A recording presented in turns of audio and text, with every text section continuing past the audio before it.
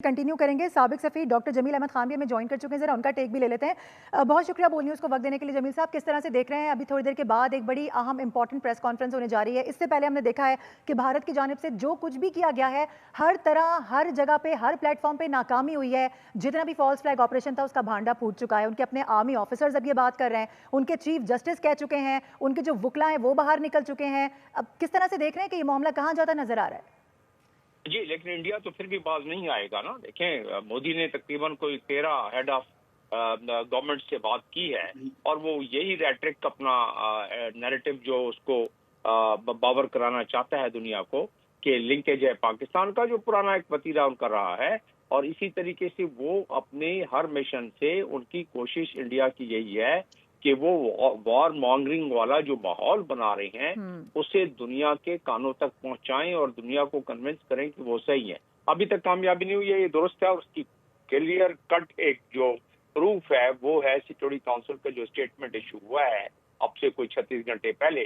तो उसमें बड़ी कोशिश की इंडिया ने कि किसी तरह वो अल्फाज आ जाएं, वो जुमले आ जाएं जो वो चाहता था, लेकिन ऐसा नहीं हुआ। तो ये तो हकीकत है कि पुलवामा की तरह, जैसे पुलवामा में वो कामयाब हो गया था वो जुमले डलवाने में सिक्योरिटी काउंसिल के रेजोल्यूशन में, लेकिन इस दफा जो स्टेटमेंट हुई है उसमें नहीं। तो इसके बाद आपकी बात दुरुस्त है कि वो कामयाबी उनको नहीं हासिल हो रही है जो वो सोच रहे थे, लेकिन उसके बावजूद अपनी मोबिलाइजेशन पूरी उन्होंने जारी रखी हुई है। फसलों की कटाई कहते हैं कर लें किसानों को सरहद के नजदीक जो लोग रहाइश पजीर हैं उनको कहते हैं कि आप लोग अपने बंकरों में चले जाएं वहां सरहद के नजदीक। इसका मतलब, और अपने मीडिया को कहा हुआ है कि आप कोई भी किस किस्म की तस्वीर लेके अपने मीडिया पे नहीं लगाएंगे जो मूवमेंट हो रही है। तो जिससे कि अंदाजा होता है कि वो अपनी तैयारी में लगे हुए हैं। हमारी तरफ से आपने पूछा कि प्रेशर में क्या होगा। यस, इसमें एक तजिया ये है कि प्रेशर में हमारे ठीक। सर, आपको मेरी आवाज आ रही है?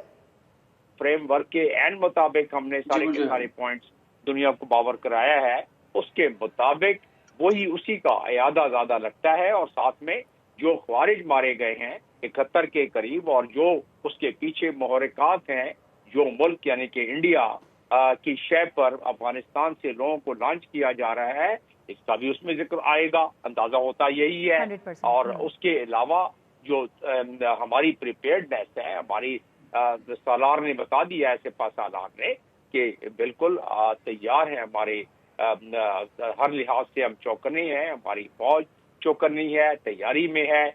और हमने बता दिया है कि हम अपने इज्जत नामूस वकार तकरीम की हिफाजत करना जानते हैं।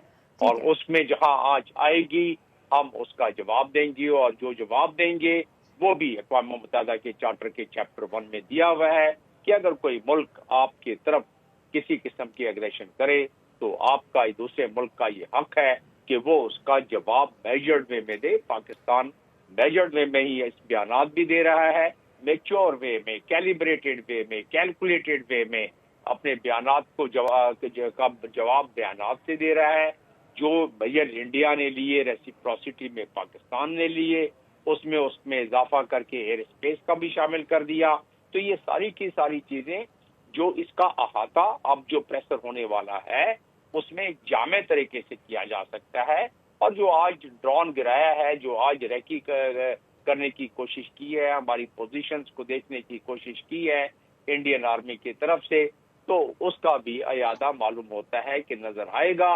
और जाहिर है हमारे कौम के नौजवानों ने मिलत के लिए भी इसमें पैगाम होना चाहिए कि ये वक्त है इस कौम को, इस मुल्क को, इस वक्त जब भी हमें तैयारी की जरूरत है, फुल्ली तैयारी के साथ रहना चाहिए।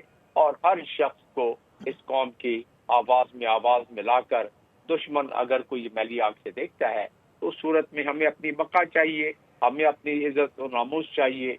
उस लिहाज से उसका जिक्र भी इस प्रेशर में मालूम होता है कि उसका जिक्र भी आएगा और इन तमाम चीजों का अहाता किया जाएगा। और दूसरी कि जो टेररिज्म है उसके खिलाफ जितने ऑपरेशन और जितने हमारे इरादे हैं, हर लिहाज से पुख्ता इरादे हैं, उसके तहत भी उसका जिक्र भी इस प्रेशर में आना चाहिए।